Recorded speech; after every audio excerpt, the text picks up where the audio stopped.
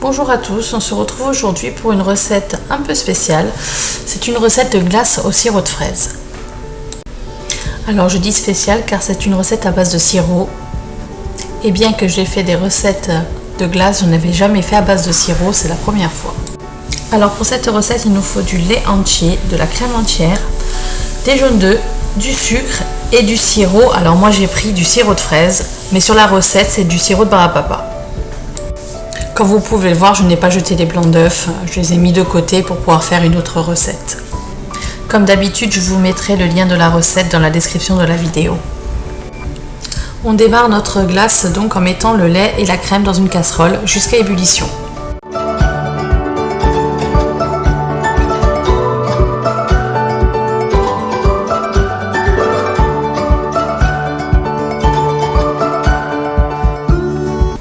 Mais attention, n'oubliez pas de mélanger de temps en temps pour pas que le lait accroche.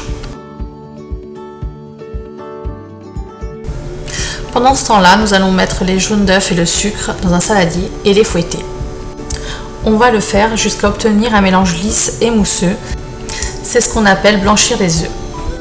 Normalement, cette étape va assez vite, mais vu le peu de sucre qu'on met, car pour rappel, nous allons rajouter du sirop de fraise, cela prend un peu plus de temps. Je passe donc en mode accéléré. Mais promis, normalement ça prend franchement 30 secondes, 1 minute maxi.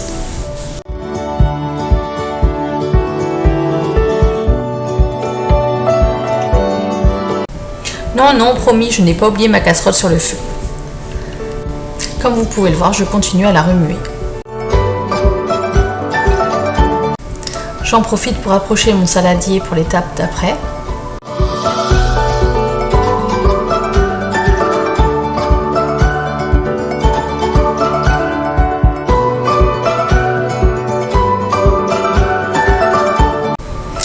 Et je remue jusqu'à ébullition.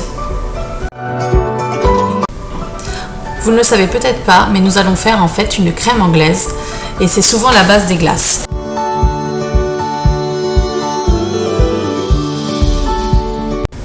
Enfin, le mélange lait-crème, bouh, on y arrive.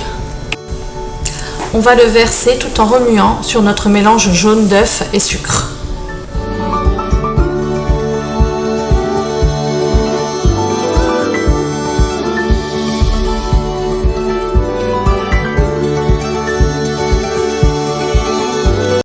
On mélange bien et on reverse le tout dans la casserole. On va baisser le feu car là on va passer vraiment à l'étape cruciale de la crème anglaise et c'est une étape assez délicate. Pas difficile mais délicate.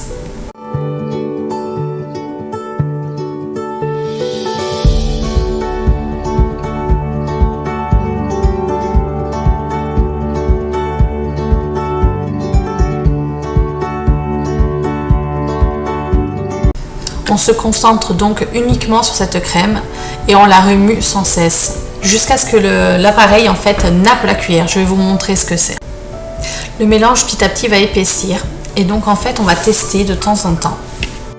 On va tracer un trait sur la cuillère avec notre doigt. Si l'appareil ne coule plus, cela veut dire que la crème anglaise est prête. Là ce n'était pas encore le cas.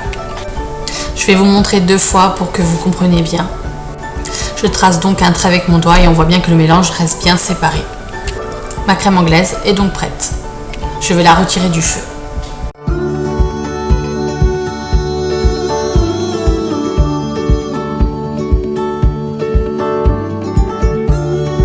Je la reverse dans mon saladier et j'y ajoute donc mon sirop de fraise. Moi aussi, oui, ça me fait bizarre, mais on va voir le résultat à la fin. On ne juge pas avant de goûter.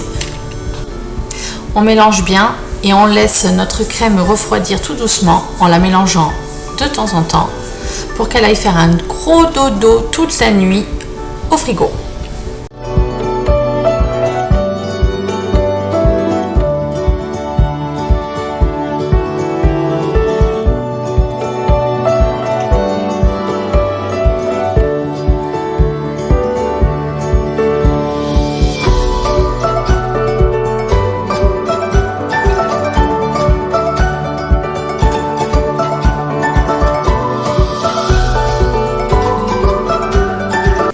On va lui souhaiter une bonne nuit. Mais t'inquiète, on se retrouve demain, hein. Et voilà, on sort notre monstre, notre petite sorbetière. D'ailleurs, il y a quelque chose que j'ai oublié de vous dire, de très important. Il faut que la cuve de la sorbetière soit restée 48 heures au minimum au congélateur. Alors, on essaye de verser notre appareil dans la cuve sans en mettre partout. J'ai eu un peu de mal, je vous l'avoue. Et c'est parti pour une bonne demi-heure. Ça prend en général entre 25 et 45 minutes. Moi, je pense que là, ça m'a pris bien 30 minutes. Voilà, après, ça dépend des sorbetières, ça dépend de la fraîcheur, ça dépend de beaucoup de choses. Mais il faut beaucoup de patience quand même, il ne faut pas être pressé de déguster sa glace. Mais promis, ça vaut le coup. Une fois que vous aurez goûté des glaces maison, vous n'allez pas en revenir.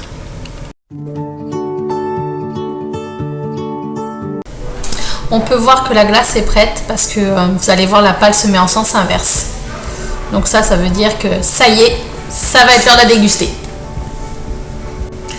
Pour être honnête avec vous, et puis peut-être ça sera une astuce pour vous aussi, moi je ne la sers pas de suite parce qu'elles fond vraiment trop vite. Donc je la mets dans un bac à glace et je la garde au congélateur, même si c'est que pour 10 minutes. Mais au moins on a le temps de la servir après sans qu'elle soit fondue. Je vous ai pris cette photo pour que vous voyez à peu près la quantité de glace que j'ai pu faire. Si vous êtes 4 comme nous, vous pourrez avoir 2 boules chacun. On arrive au résultat final et au verdict. Alors honnêtement, c'est une agréable surprise. La glace n'est pas trop sucrée, elle est délicieuse, onctueuse et elle a le goût de la fraise. On a tous adoré, en tout cas chez nous. C'est donc une recette que je valide, qui est très simple. Et du sirop de fraise, on en a tous chez nous en général. C'est encore une fois une recette simple et rapide que vous pouvez refaire sans problème. C'est déjà le moment de se quitter. Je vous dis à très très vite. J'ai hâte d'avoir vos retours et si vous avez des questions, n'hésitez pas, surtout j'y répondrai avec plaisir. Régalez-vous bien et à bientôt!